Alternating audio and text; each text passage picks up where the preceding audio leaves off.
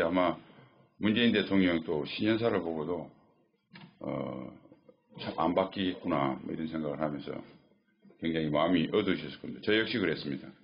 올해는 아마도 안보면에서 가장 큰 화두는 주한미군의 감축 및 철수가 대한민국의 마지막 안전판인데요.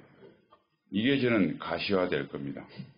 이미 트럼프 대통령은 제가 생각하기에 거의 마음을 99% 감축 및 철수로 굳힌 것 같고 요걸 일방적으로 선언하기보다 미북 정상회담이 있으면 북한에 줄 선물로 뭐 굳혔다고 제가 11월 29일부터 12월 29일까지 좀 미국을 가서 여러 사람들도 만나보고 다녀와서 또 뭐 학자들이나 기타 여러 좀 명망 있는 분들과 뭐 포럼도 좀 몇 번 하고 한 결과인데 거의 이견이 없었습니다.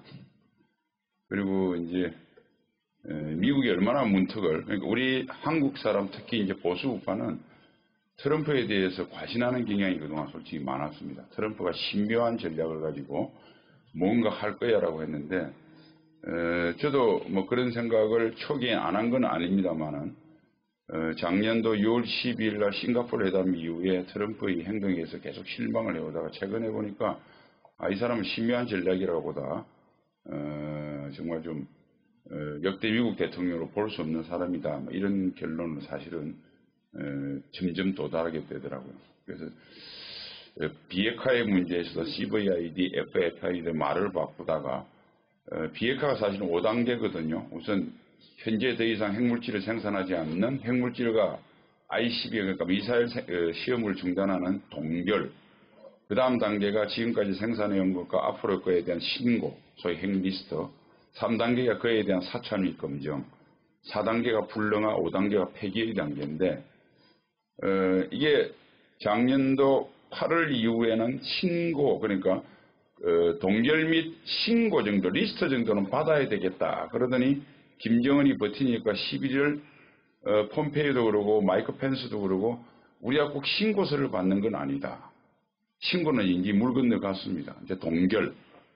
근데 김정은이가 신년사에 자기가 동결했다 큰 소리 쳤으니까 미국이 그걸 못 믿겠다.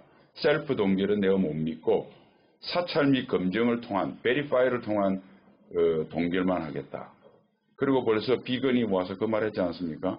관광 정도는 풀어줄 수 있다. 지금 중국 관광객은 관광을 하거든요. 이게 참 개성공단은 제가 어쩔지 모르겠어요. 개성공단은 기업 단위로 돈이 들어가고 국가에서 보증을 하니까 이건 아마 유엔 제재에 걸릴 가능성이 많은데 개인이 하는 관광은 미국만 지금 안 하지 중국은 하고 있습니다. 유엔 제재 위반을 적용하기 어렵습니다. 아마 금강산 관광 재개하고 미국 내 관광 풀고 예조항 되면 사실은 비핵화는 끝나는 겁니다. 핵 동결에서 북한이 더 이상 핵물질을 생산하지 않고 기존 갖고 있는 60에서 70발 그 다음에 미국을 이어받는 ICBM 정도만 추가적으로 시험을 안 하니까 그 완성도를 못 높이겠죠. 그러니까 한국을 이어가는 핵탄두는 그대로 둔 채 주한미군 빠지고 거기에 또 아까 박관영 의원님께서 충분히 설명하셨지만 9.19 군사 합의로 한국군은 거의 이제 무력화돼 가고 있습니다. 시간이 지날수록 더 무력화될 거고요. 김정은이가 뭐라고 그랬냐면 신년사에서 9.19 군사합의 적용을 전국토로 확대하자고 그랬습니다. 아마 미국 정상회담에 이어 김정은이가 오면 그거 또 선물로 주겠죠. 그리고 아마 판문점 선언과 평양선으로 평화가 이미 정착이 됐고 되돌릴 수 없는 평화가 됐으니까 제가 보기에 김정은이 방남은 표현은 뭐 연방제라고 노골적으로 못하지만 이상한 레토릭을 써서 통일을 선언이 되지 않을까, 서울 선언은 저는 그렇게 생각합니다. 그러면 여기서 제동을 걸지 못하면 올해는 아마 대한민국이 정말로 사라지는, 우리가 그냥 맨날 하는 게 아니라, 자, 생각해 보십시오. 우리 대통령이 연방제로 해서 되돌릴 수 없는 평화라는 게 뭐겠습니까? 연방제에 의해서 북한에 굴복에 의한 평화겠죠. 저는 그 되돌릴 수 없는 평화라는 데서 이 사람이 올해 그것을 완성하려고 하는구나, 김정은이하고. 자, 그렇게 된 상태에서 한국군은 아무짝에도 작년 11월 1일부로 아무것도 못하고 있는데 올 11월 1일쯤 되면 어떻게 되겠습니까? 거기다가 전방만 아니고 전국 지역에 모든 확대시키면 어떻게 되겠습니까? 한국군은 지금 박관용 의장님도 보셨지만 뭐 물리적인 군사력뿐만 아니라 정신적인 상태에 지휘기강 다 무너졌습니다. 급속하게. 앞으로 1년 후면, 한 10개월 후면 한국군은 이서나 마사나 하는 게 아니라 한국을 위해서 거추장스러운 존재가 될 가능성이 대단히 높습니다. 그게 주한미군이 떠난다. 우리를 지켜줄 것이 아무도 없는 것들이 우리가 이 상태로 그대로 가면 그렇다는 겁니다. 이것을 이제는 어떤 비상한 방법으로 되돌려 놓지 않으면 우리는 아마 삶과 죽음의 전개턱에 설 수밖에 없다. 이렇게 우울한 말씀을 드리고 시작하겠습니다. 첫 부분은 다 잘 아시는 3개 위기가 동시에 겹치고 있고 국가 정체성의 위기는 아까 박 의장님께서 잘 설명을 하셨고요. 안보기도 잘 설명하셨습니다. 근데 우리가 평화라고 하는 것이 전통적으로 학문적으로 진짜 평화는 두 가지입니다. 나를 위협하는 적이 감히 일으키지 못하도록 억제하는, 우리 대한민국이 6.25 전쟁 이후에 해왔던 아주 효과적인 방법이었죠. 두 번째는 북한을 민주화시키는 겁니다. 자유민주주의 국가끼리는 전쟁을 안 합니다. 예를 들면 캐나다나 멕시코가 세계에서 가장 강력한 핵과 군사력을 가진 패권 국가라고 할 수 있는 미국이 있는데 안보 위협을 안 느끼는 것과 똑같은 이치입니다. 그러니까 북한을 민주화시키는, 북한의 인권과 자유의 바람을 넣는 길, 이게 두 가지가 진짜 평화고요. 문재인 대통령이 이야기하는 가짜 평화는 바로 저런 겁니다.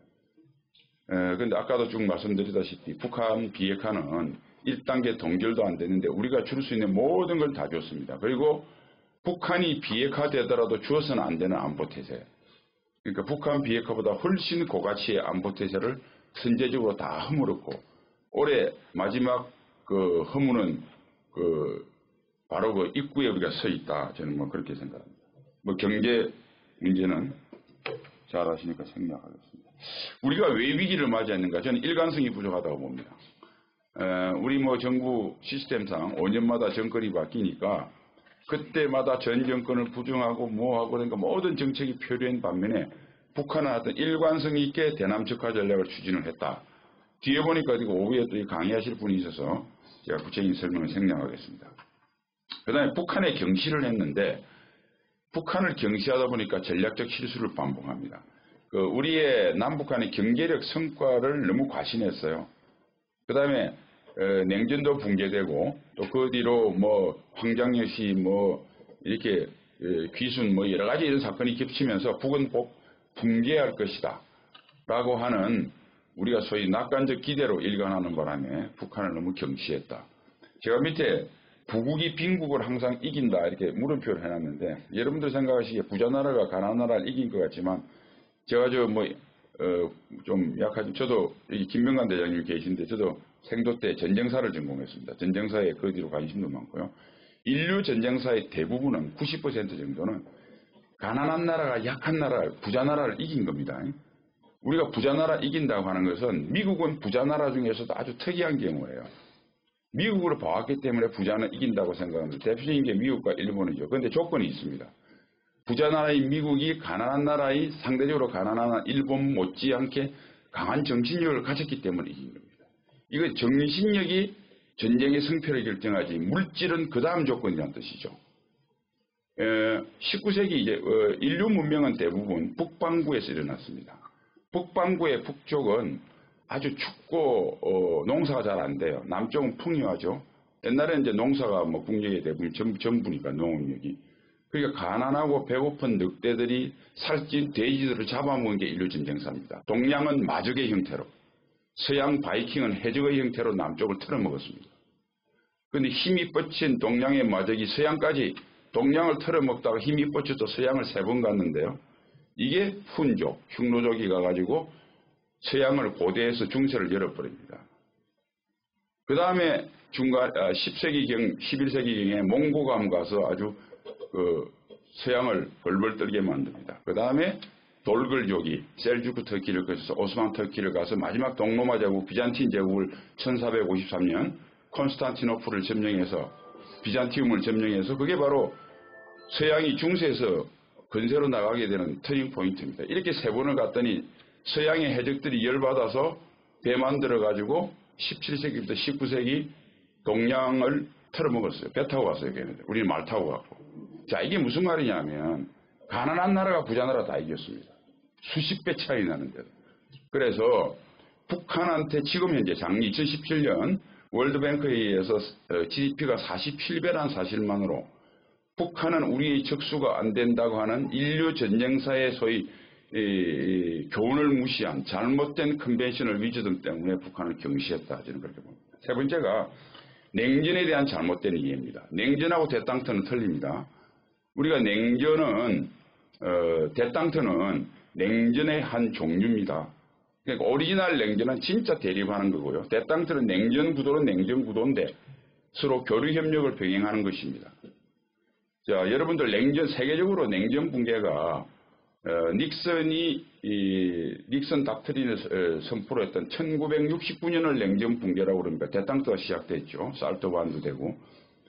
이걸 냉전 붕괴라고 그럽니까? 하면 1991년 12월 25일 소비에트 연방이 완전히 해체돼서 자유민주주의와 시장경제를 받아들였을 때를 냉전 붕괴라고 합니다. 냉전 붕괴는 두 체제 중에서 한 체제가 완전히 허물고 다른 한 체제의 모든 방식을 받아들일 때 냉전 붕괴라고 합니다. 그러면 한반도는 소위 햇볕 정책에 의해서 대땅터는 있었을 망정 냉전은 한 번도 붕괴되지 않고 한반도는 냉전 구도가 그대로 살아있습니다. 한반도에서 냉전 구도의 붕괴는 문재인 대통령 말처럼 무슨 정상회담에서 되는 것이 아니고 북한이 자유민주주의, 시장경제를 부분적으로 받아들일 때 좀 더 양보를 하면 최소한 중국식, 베트남식으로 시장경제, 자유민주주의와 시장경제 둘 중에 하나 정도는 받아들여야 해체가 시작됐다고 이렇게 해석해야 학문적으로 논리적으로 가장 정확합니다. 그런데 우리는 잘못된 이해를 했다. 그 다음에 마지막 수세적 사고. 우리는 현상을 유지하면 된다고 생각했습니다. 그냥 적절히 현상 유지하다가 언젠가 되겠지. 잘 아시겠지만은 현상을 유지하겠다고 생각하는 사람치고 현상을 유지한 예는 없습니다. 항상 공세적으로 현상을 탑재해서 더 발전하려고 노력하는 가운데 인간의 모든 잠재력과 DNA가 활성화됩니다. 역사상 인류 위대한 문명을 창출했던 나라들은 다 제국의 꿈이 있었습니다. 제국의 꿈이 없는 나라는 어떤 문화 문명도 창출한 적이 없습니다. 우리는 한 1000년 동안 제국의 꿈을 잃었죠. 그리고 이승만 박정희라고 하는 또 그 뒤로 이은 제법 괜찮은 훌륭한 지도자와 괜찮은 국민들의 어떤 집중에 의해서 이 정도 성취를 이루니까 거기서 스톱했습니다. 그래서 이북을 북한을 정말 말로만이 아니고 진짜 민주화시켜서 자유민주주의 통일을 하기 위해서 우리 역대 정부가 얼마나 노력했느냐. 우리 국민들이 그에 대한 불평과 비용을 감내하려고 얼마나 우리가 이를 악물었느냐. 그냥 잘 지내다가 북한적 어떻게 붕괴되겠지. 어떻게 잘 되겠지. 하고 있다가 끝없이 현상을 타파하기 위해서 대남혁명 전략을 하던 북한한테 뒤집어진 겁니다. 그러니까 우리 젊은 사람들이 지금부터 우리가 이 큰 나라, 우리도 세계, 국토 크기나 인구로 봐서 영국처럼 우리나라가 못 될 이유가 뭐 있습니까? 우리도 젊은 사람들한테 세계 대제국의 꿈을 저는 길러줘야 된다고 생각합니다. 거기서 공세적 사고가 나고, 공세적 사고라면 사람들이 머리를 쓰게 됩니다. 어떻게 하면 이걸 탈피하지? 어떻게 하면 뚫어 나가지? 그 바로 인센티브가 있어야 창의란 게 나옵니다. 앉아서 그냥 오늘 보내겠다고 하는 사람들한테는 제 아무리 IQ 200이라도 그것은 머리가 활성화되지 않습니다. 올해 김정은 신년사 제일 그거니까 다 신문들 보셨겠지만 잠깐 말씀드리겠습니다. 경제 분야 전례 없이 강조해서 많은 부분 할애했고요. 이건 역으로 제재로 인한 고통이 상당하다는 반증입니다. 그러니까 그러니까 북한한테 유일한 아킬레스건이 지금 제재로 인한 경제적 고통이다. 그리고 아버지 떼어들려 너무 많이 열려서 장마당 경제로 실질적으로 일반 백성이 사는 것은 거의 시장 경제나 다름없는 이 체제 하에서 이 문제가 김정일이 때처럼 고난의 행군으로 극복하기는 대단히 어렵다고 하는 초조감의 반응인데 이게 유일하게 우리가 활용할 수 있다는 의미고요. 핵보육 지휘는 기정사실화했다. 조선반도 비핵화. 근데 문제는 어제도 보셨겠지만은 문재인 대통령이 그동안 작년에 말하도 북한 비핵화하고 한반도 비핵화 섞어서다가 이제 아예 노골적으로 공식적으로 한반도 비핵화를 선언했어요. 한반도 비핵화는 한미동맹 해체를 의미한다는 걸 여러분들 잘 아실 겁니다. 어쨌든 그 다음에 핵확산 금지 조약에 나와 있는 핵보유국 천명한 거고요. 그래서 사실은 정의용 실장이 가서 트럼프한테 이야기하고 트럼프가 알면서도 쏘았는지 모르겠지만 어쨌든 북한의 비핵화 의지가 있다고 미국 속이고 우리 국민 속인 진짜 이건 사기극입니다. 그리고 북한이 사기극이라고 작년 연말 선언했어요. 언제 우리가 북한 비핵화한다고 그랬냐. 올해도 그랬고. 그리고 제가 참 이 정부나 언론, 국민들이 정말 한심하다는 표현을, 송구스러운 표현을 드리지 않을 수 없는 게 조명근 장관이 그 전날 북한의 비핵화하고 북한이 하는 비핵화 의미가 다르다고 견디다 못해 실토했잖아요. 그런데 어제 그 뻔뻔스럽게 이야기하는 거 보십시오.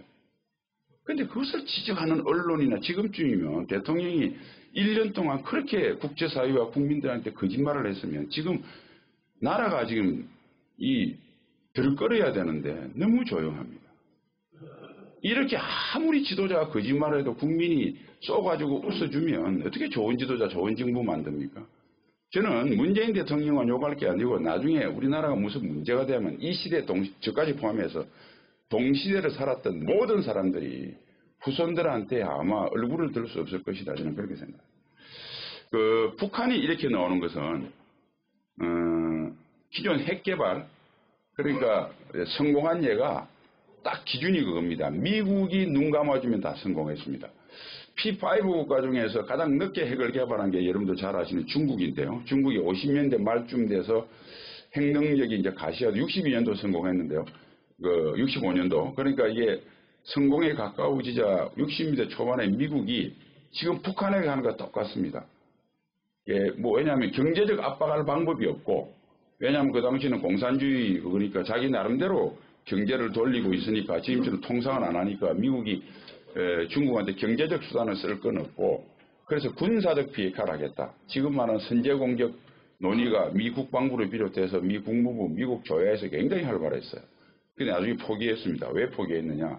첫 번째가 당시 지금 같으면 그래도 재래식 정밀 유도무기가 많이 나왔는데 당시는 핵 공격을 하지 않고 군사적 비핵화를 시킬 방법이 일단 없다. 핵 공격을 선제 공격을 해야 되잖아요. 그러니까 그 부담감. 두 번째 만일 중국을 그렇게 해서라도 비핵화를 시켜놓으면 중국은 소련의 해구산 밑으로 들어갈 수밖에 없다. 그러면 중소에 나중에 이 균열을 가할 수 있는 원천이 사라진다. 그래서 전략적 이유 때문에 중국의 핵 개발을 미국이 용인해줘서 핵국가가 됐습니다. 그 힘으로 사실은 이번에 연초에 시진핑하고 차이잉원 대만 총통하고 주고받았던 소위 일국양제라고 하는 논란의 거리가 나오는 게 바로 중국이 핵무장을 하니까 어떻게 되겠습니까? 72년 2월 27일 날 중국을 방문한 닉슨, 키신저하고 모택돈 준라이가 만나서 일국양제. 대만은 상임이사국내 쫓고 중국의 일부라고 하는 소위 상하이 커뮤니케라는 걸 발표를 해서 완전하게 주도권이 넘어갔습니다. 북한이 본 거죠, 김일성이. 핵만 개발하면 시간일 문제뿐이지 결국 한반도 주도권은 내가 가진다. 그리고 미국한테 나의 핵이 위협이 되지 않고 나아가서 도움이 된다면 미국은 눈 감는다. 인도도 마찬가지입니다. 인도는 아예 제재도 안 했어요. 왜냐하면 중국을 해놓고 하니까 찜찜하니까 인도까지 슬쩍 개발해 놓으니까 상호 체크 앤 밸런스가 되니까 미국이 용서해 줍니다. 그런데 이게 파키스탄으로까지 옮겨 붙으니까 미국이 처음에 제재를 좀 했어요. 왜냐하면 이것은 전략적보다 이렇게 놔뒀다면 전체가 핵 도미노가 일겠다. 그런데 어떻게 했습니까?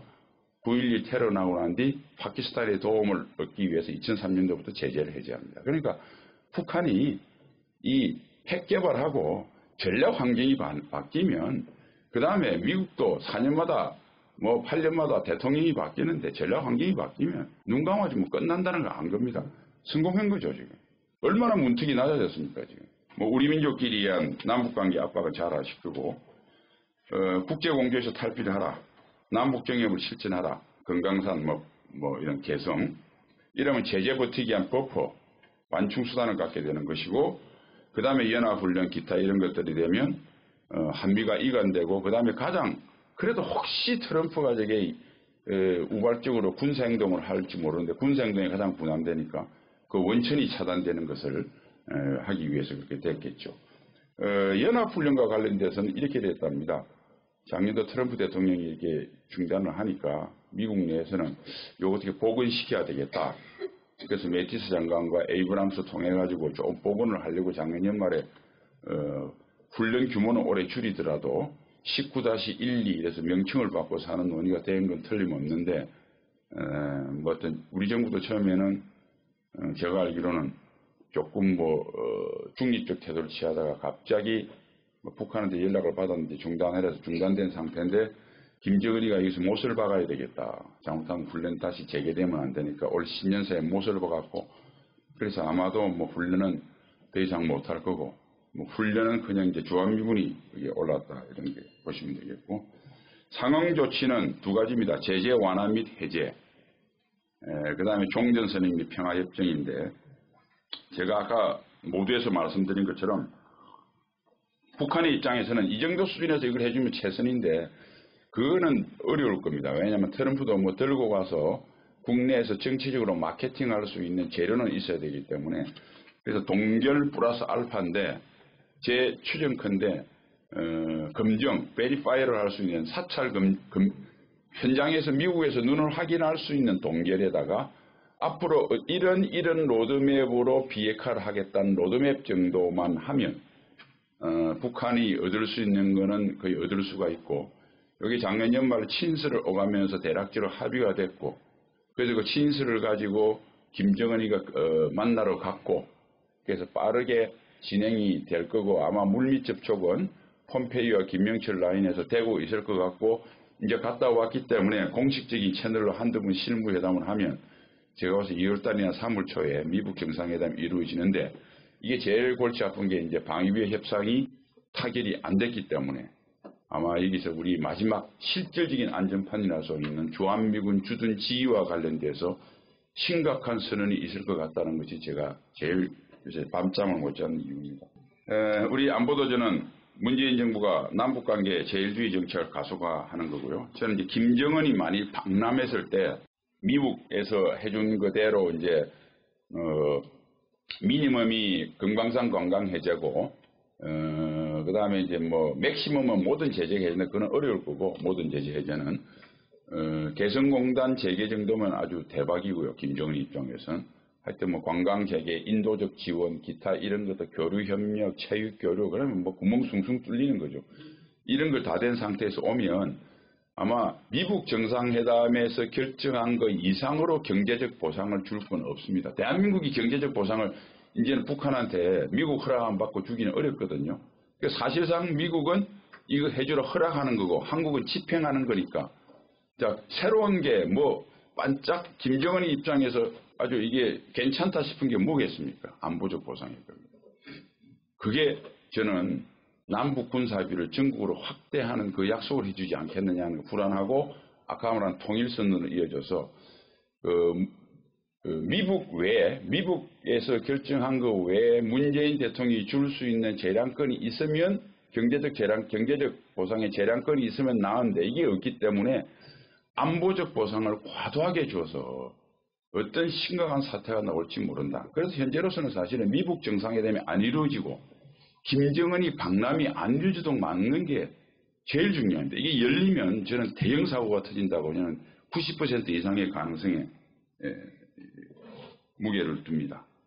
주한미군 감축 및 철수 한미동맹의 핵은 주한미군이 한 거 다 아실 거고 6.25 때 49년 5월에 군사고문단 500명 남겨놓고 주한미군 철수하고 딱 13개월 만에 6.25 터졌습니다. 그 다음에 월남 잘 아시다시피 73년 1월에 평화협정하고 주한미군 철수하고 주월미군 철수하고 나니까 1년 만에 전쟁 났고요.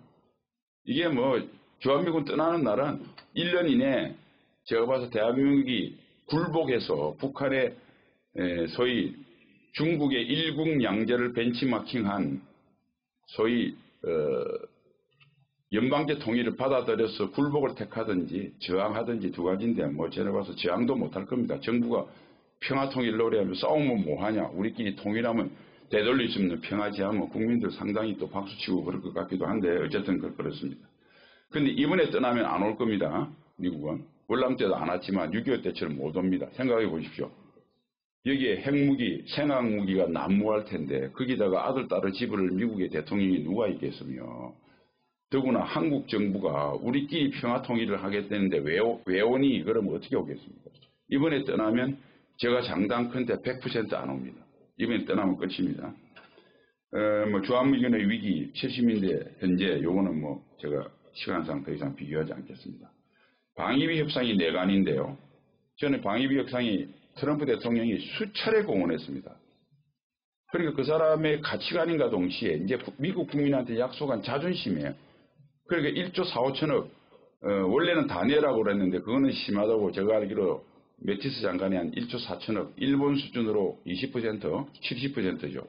그러니까 1조 4천억 정도 4천억 정액하는 거로 했는데 뭐 한국 정부가 1조 2천억을 갖고 갔다가 뭐 그 2천억 가지고 싸우다가 1조 3천억으로 대강 실무선에서 어느 정도 컨센서스가 됐는데 그것을 트럼프 대통령한테 보고하니까 불같이 화를 내더라. 그래서 미국에서 다시 트럼프 대통령 달래려고 대통령이 1년만 이렇게 하고 또 내년에 또 올려받으면 되니까 일단 미중 간에 뭐 이런 것도 있으니까 좀 일단 이 정도 받죠.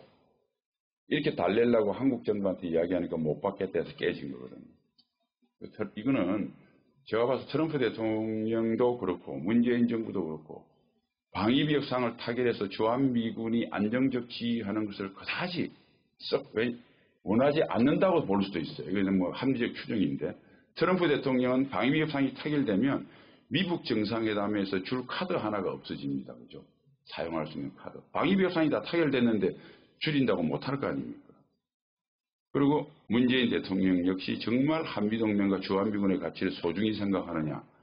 저는 잘 모르겠어요. 만일 우리가 우려하는 대로 서로 비난을 피하기 위한 적당한 거였다면 이게 복원될 가능성이 많지가 않다. 그러면 주한미군은 어떤 형태로 빠지겠느냐? 지금 28,500명인데요. 여러분 뭐 잘 아시는 분은 아시겠지만 주한미군은 미 8군이라는 지상군이 있고요. 그게 501 정보여단이라는 데가 있고 미 사단이 주축입니다. 나머지 이제 7공군 해봐야 비행기 한 100대밖에 없어요. 해군은 아예 뭐 배도 없고 뭐 그냥 사령부만 있는 거고 사실은 지행정부대고 전투부대는 소위 인계철선이라고 하는 지상전투부대는 미 사단 1개 2단밖에 없습니다. 원래 3개 여단이 있었는데 지상전투여단이 노무현 정부 때 2개 여단이 이라크전 때문에 차출되어 왔는데 한국에 안 돌아왔습니다. 1개 여단이 있습니다. 그런데 이것도 미국의 부대 구조가 바뀌어서 고정된 2사단이 원래 있던 부대가 아니라 순환 배치합니다. 지금 미 본토에 있는 1기갑 사단 이하의 3기갑 여단이 있는데 올 7월 1일부로 철수합니다. 미 본토. 후속부대 안 보내면 한국은 전투부대가 하나도 없습니다. 간단합니다. 감수. 그거는 국방순법법 1개 여단에 4,000명 되거든요. 28,500명에 4,000명 빼보십시오. 24,500명 남겠죠. 22,000명 국방수권법과 완전히 무관합니다. 그리고 지금부터 빠져나가는 부대들은 감축하는 부대는 전부 다 전투기 대대부터 전투부대들입니다. 공군 전투부대. 왜냐하면 지휘행정부대는 뺄 수 없는 게 연합사나 유엔사나 정전이나 이런 사람들은 전작권 전환대기는 못 빼지 않습니까? 지금. 다 빠지는 건 전투부대입니다. 그러니까 지금 솔직히 말해서 인으로 따지면 22,000, 한 6, 7천 명. 그러니까 비행기는 무기가 중요하지 조종사는 몇 명 안 되잖아요. 제가 봐서 10,000명이 내도 안 됩니다. 한 8,000명 사라지면 대한민국 22,000명은 그냥 행정 보는 지휘부대들이에요. 사무실에서 타이핑하는 이런 애들밖에 없어요. 전투부대는 몽땅 다 사라진다. 국방수권법을 된다더라고. 그 다음에 국방수권법 자체도 굉장히 불완전합니다. 그 이하를 줄이는 것을 의회가 통제하는 건 아닙니다. 주둔병력을 결정하는 건 대통령 고유 권한이고요. 이게 의회와 행정부가 부딪힐 때는 미국이 사법부가 늘 대통령 행정부 편을 들어줬어요. 판례상. 거기다가 단지 22,000명 이하로 줄일 때 들은 예산을 국회에서 통제하겠다는 겁니다. 그것도 회기 연도가 1년 단위니까 올 9월이면 종료됩니다. 그러니까 미국 내 우리가 믿고 있는 미중 관계 때문에 안 될 거야. 트럼프가 심묘한 전략이 있을 거야. 미 의회에서 막아줄 거야. 우리가 믿고 있는 게 상당히 허상이다.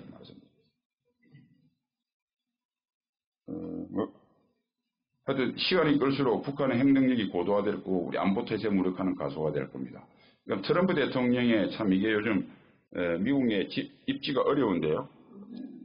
트럼프 대통령이 계속 입지를 많이 하기 위해서 북핵 문제를 마케팅으로 활용해도 문제고 만약 이분이 정치적 입지가 탄핵 위기에 몰려서 정치적 입지가 약해져도 문제입니다.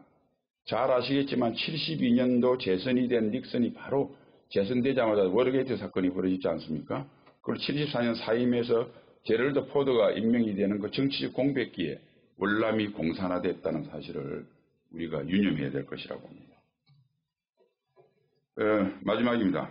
국민에게 알리는 수밖에 없습니다. 지금 트럼프도 믿을 것도 없고 다 믿었고 문재인 대통령이 설마 그렇겠느냐.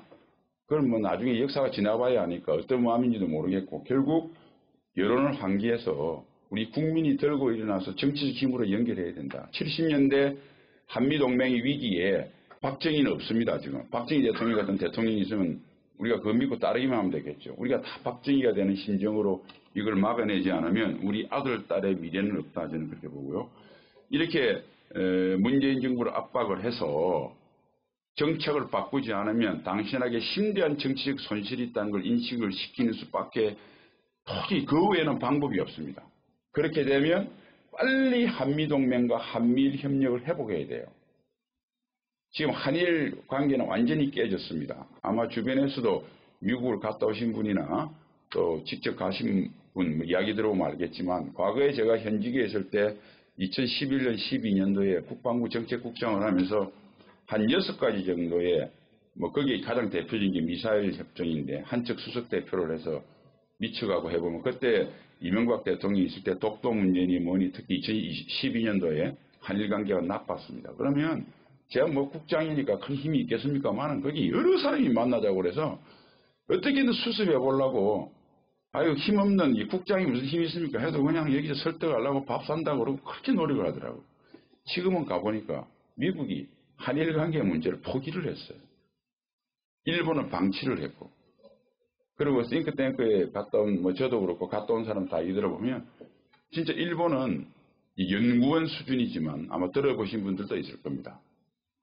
그게 얼마나 진짜 주류를 차지하는지는 모르겠으나 상당히 주한미군이 빠졌을 때 미일 방위를 어떻게 하고 소위 인도태평양을 어떻게 전략을 하고 일본은 어떤 방식을 행하느냐는 게 연구원 수준에 지금 심각하게 이루어지고 있습니다. 지금 원래 인도태평양이 두 개의 린치핀입니다. 린치핀이 이제 수레에다가 바퀴 연기라는 핀 아닙니까? 그 제일 오른쪽 바퀴가 어디겠어요? 한미동맹. 왼쪽이 인도입니다. 중국을 포위한 소위 인도태평양에. 그럼 코너스톤, 주춧돌이 어디냐? 일본이죠. 그 다음에 세컨더리 주춧돌, 코너스톤이 어디냐면 아세안 국가들입니다.